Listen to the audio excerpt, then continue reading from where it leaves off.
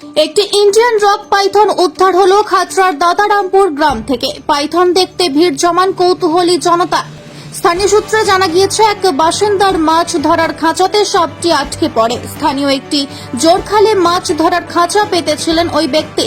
এদিন সকালে জল থেকে খাঁচা তুলে কত মাছ পড়েছে তা দেখতে খাঁচা উপর করতেই মাছ সহ সাপ বেরিয়ে পড়ে খাঁচা থেকে।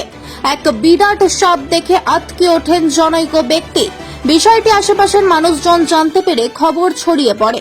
সাপ দেখতে আশেপাশের কৌতূহলী মানুষজন ভিড় জমান বনতিল্লা দাতারামপুর রাস্তার জোরখালে ব্রিজের ওপর।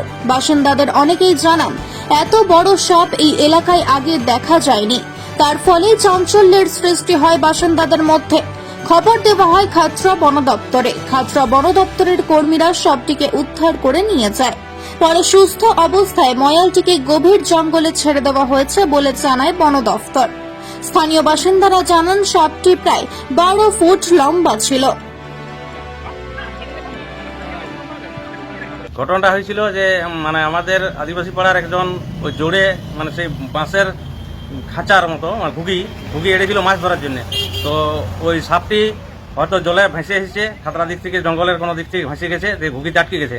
আটকে যাওয়ার পর ও মাছ ভেবে কাঁধে করে নিয়ে চলে এসেছে। হয়তো কুটি নানা রকম ইটা সেটা লাগিয়েছিল, তো দেখতে পায় না, তাহলে ভারী লাগছে ঘুগি, ভাবছে মাছ ওঠে, নিয়ে চলে এসেছে। এবার আমরা ওখানে সবাই দাতারামপুর আর পঞ্চায়েতের যে জোর ব্রিজটি আছে সেইখানে উলিয়ে আছে রাস্তাতে, যে রাস্তায় দেখা যাবে কি করে কতগুলো মাছ এসেছে।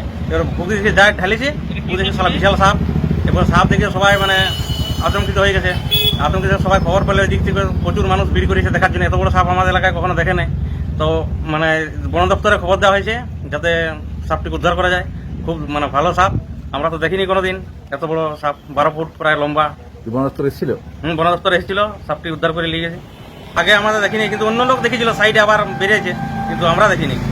ঘুগি ওই জোরে আর আড়ে আর কি, নদীতে বাঁশের তৈরি খাঁচা, ওইটা নিচে জাল থাকে। আবার তাহলে সে জালে এরকম নোংরা জিনিস ঢুকে যায়, তো পাতা টাতা হেরি ফেরি খাঁচার মধ্যে ঢুকেছিল।